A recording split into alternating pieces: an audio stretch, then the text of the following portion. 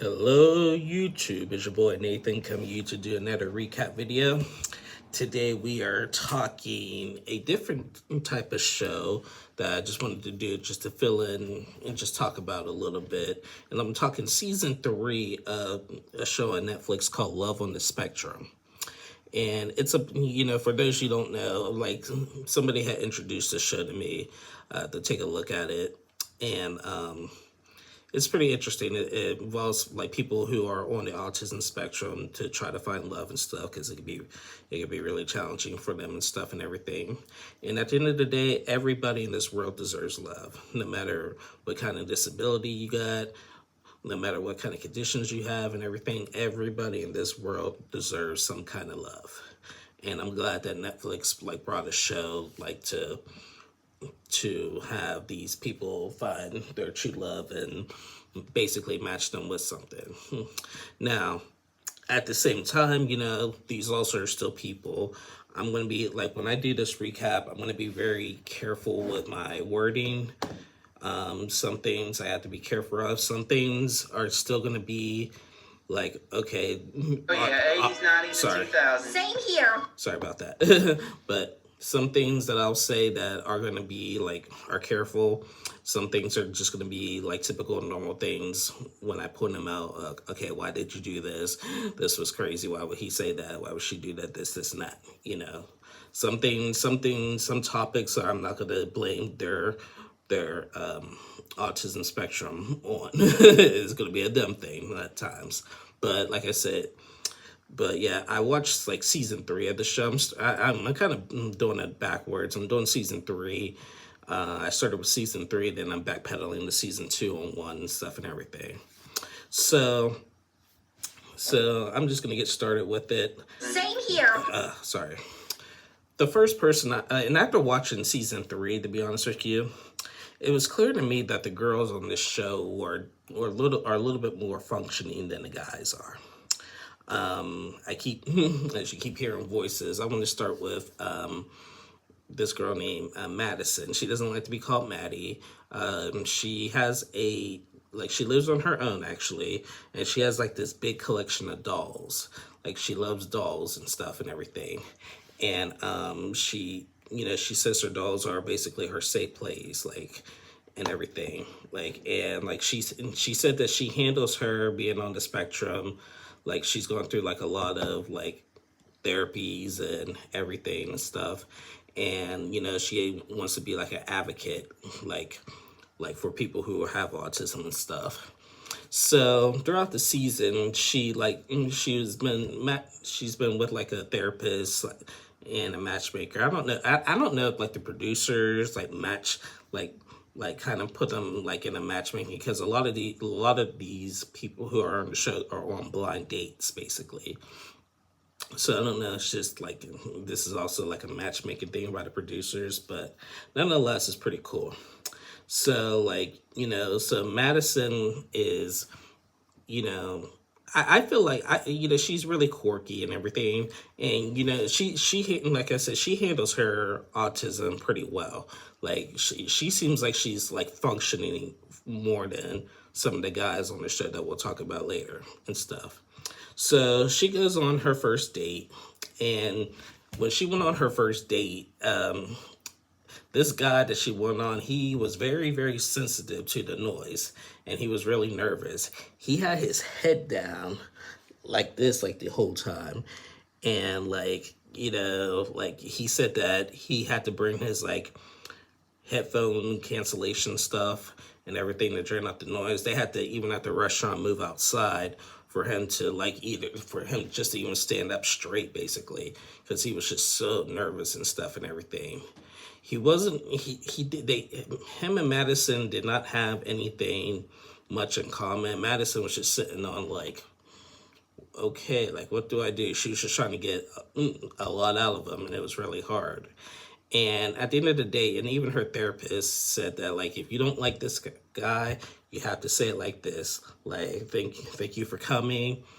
Unfortunately, I don't see us as a match and everything, but I wish you the best of luck. And that's exactly what she said. Like, I kind of felt bad. I felt bad for both of them in that moment. The fact that she couldn't like get much out of him and stuff, and I felt bad for him for just being in that situation and stuff, and you know that was just like it was just too much for him basically. So she goes back, and so Madison goes back out and starts trying again, looking again, and then they set her up with a guy named Tyler. And Tyler, you know, he was by far like out of the guys more functioning than some of the other guys. Like he was this big country singer. This was really cool. Madison and Tyler, when they first met, like I guess like Tyler plays like, you know, guitar and knows all the notes and stuff and everything. Knows a lot of kind of music. He also wants to be an advocate for autism and stuff and everything. Madison had named him a lot of songs, and she told him to tell me the key that these songs were in. She named so many songs, and he knew all the keys to every song just like that and everything. I was just like, whoa, back up. I was just like, wow. So they go on a couple dates and everything, and you know they go to the beach and stuff and everything, and then after some time they shared like a nice kiss and stuff and everything. It was really cute. He even came to meet her family, and when he met the family, you know they couldn't stop kissing and stuff and everything. And he he pulled the parents aside and privately asked if he could take Madison to to Disney World and stuff, to Universal or whatever, and everything. And Madison's parents were just like, wow, yes, like, and that was really nice of you to pull us aside to ask that and everything. So they were my favorite couple throughout the season. So yeah, that was Madison. Next person I want to talk is I'm gonna talk Adon and what's the other girl's name? Danny and Adon. So I guess they met on season 2. I'm still watching it and stuff. They had an okay relationship, but it just didn't last. I guess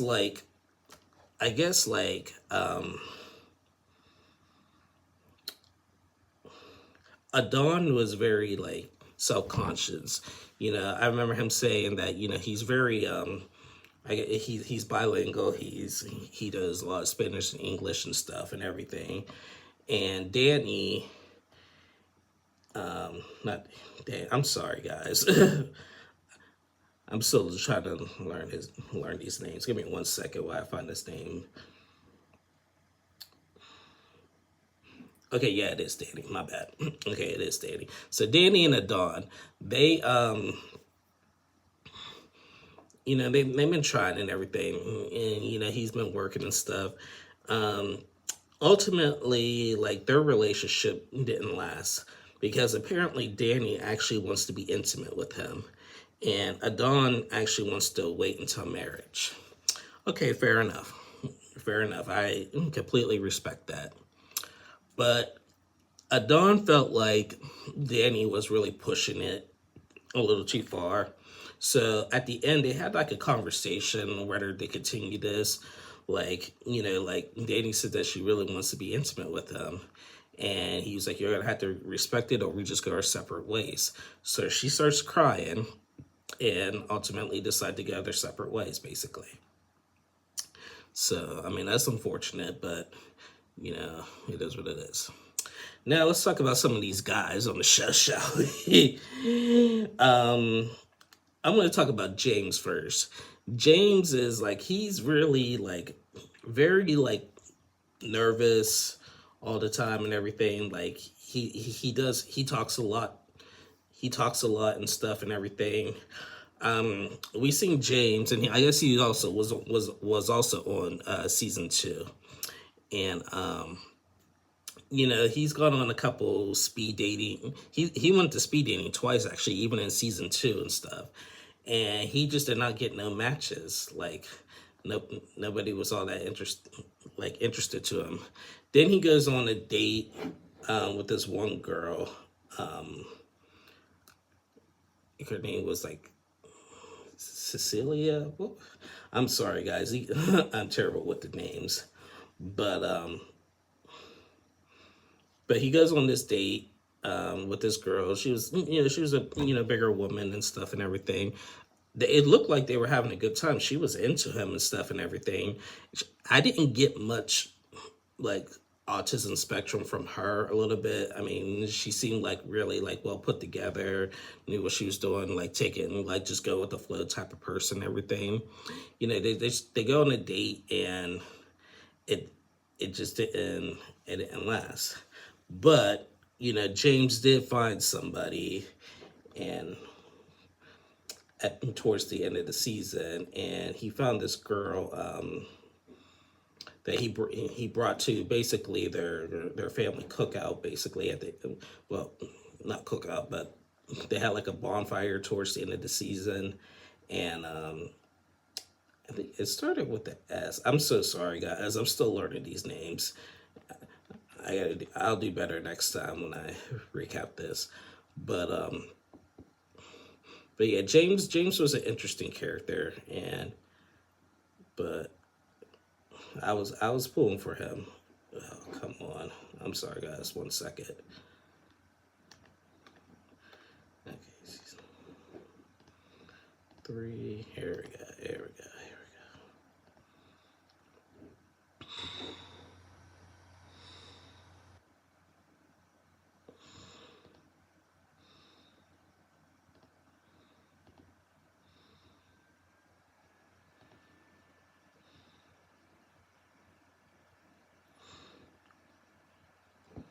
Shelly.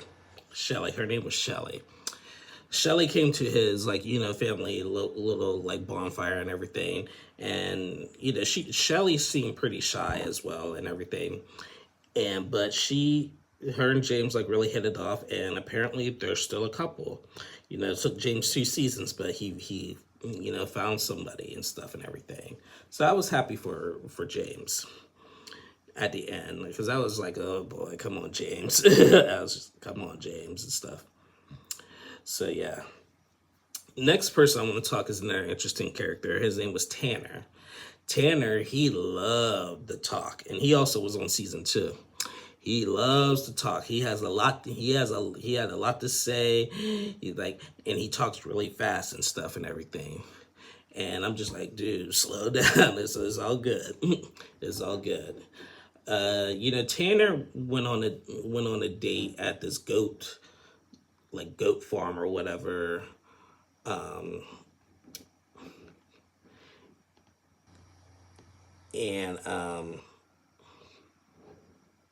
what was her name too? My memory's just been going really bad and everything.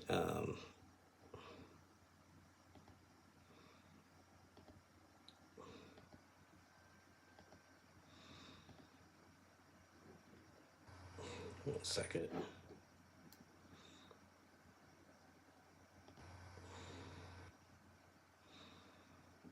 Pig.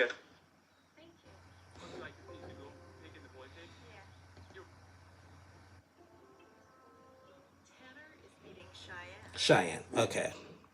Sorry.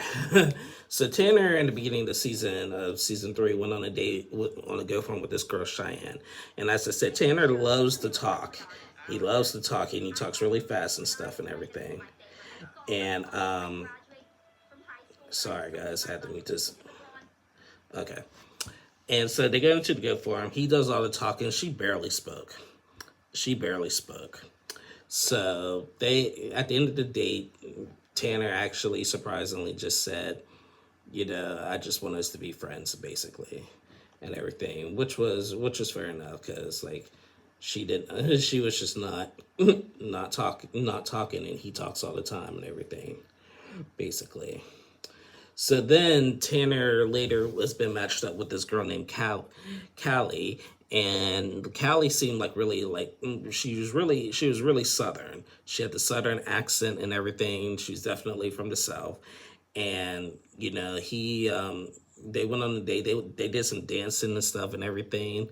Apparently, they hit it off really well and stuff and everything, but they just remain in touch. I think there was also like a distance barrier with him and one of the dates or whatever, but I don't know.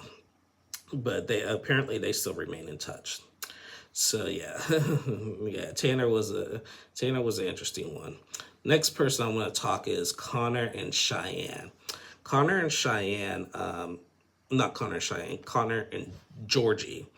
Connor and Georgie. You know, Connor was, you know, like he seemed very particular. He wants things done a certain type of way and everything, and wants a certain type of girl and stuff and everything.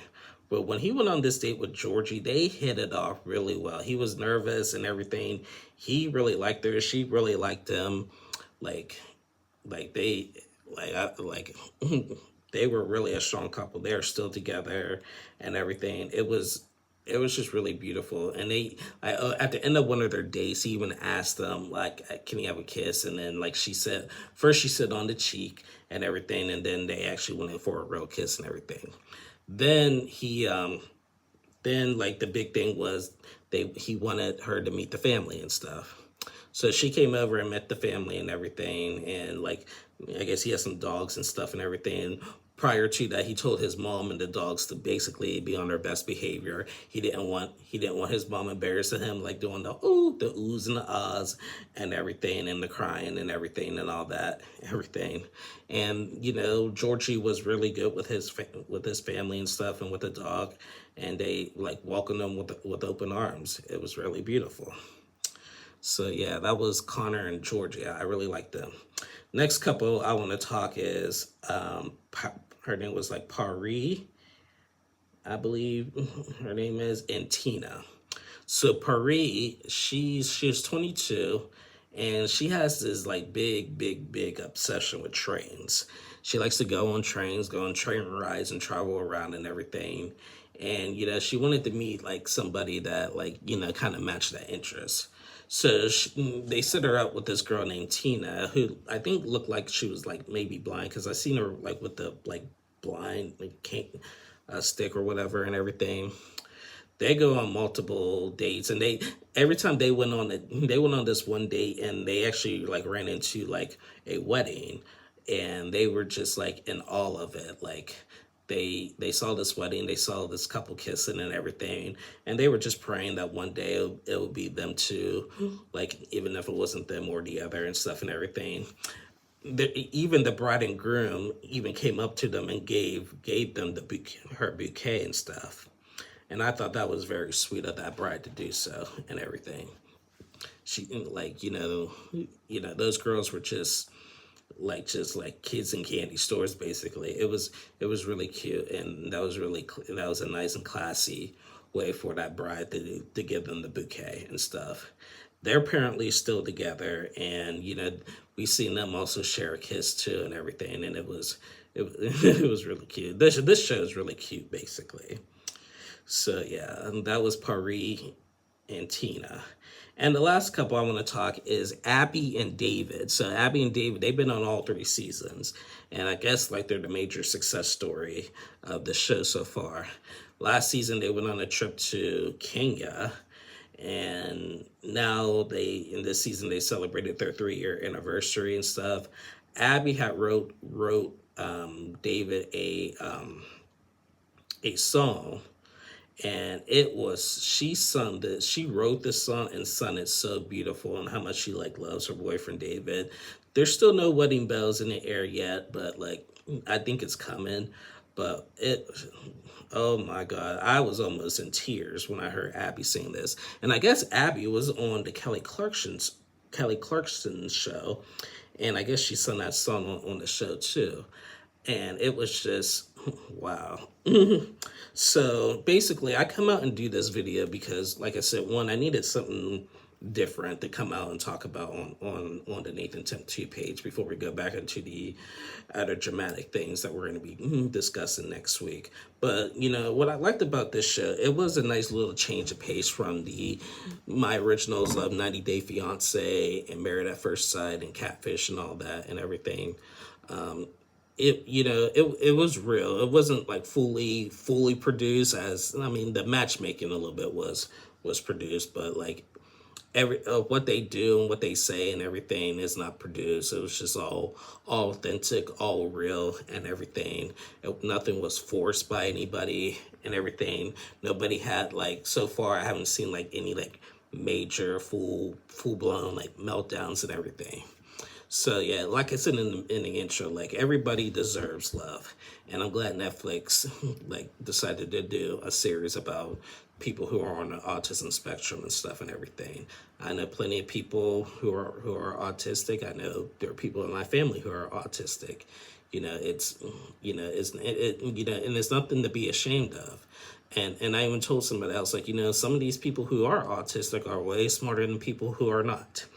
So it's really nothing to be ashamed of. It's just what you do with it. I treat, like, some days at times it can be challenging dealing with certain people. There's going to be times where, I just say, forget the autism, just please, like, knock it off and stuff and everything with some people, and then other times it's just like, I understand your situation. I understand this is who you are and stuff and everything. And, and I can't be mad at it. I'm not mad at it at all and everything. So, when it comes to people who are autistic, please be gentle with them, be nice. Is it going to be challenging? Yes. At times, are you going to lose your patience? Absolutely. But just remember what they're going through. And for the people who are and that are working with it, like that Madison girl and Abby and everything, it's just what you do with it. If you want to make a difference and change your life and stuff with it, and just like be an advocate, you can do anything that you want to do.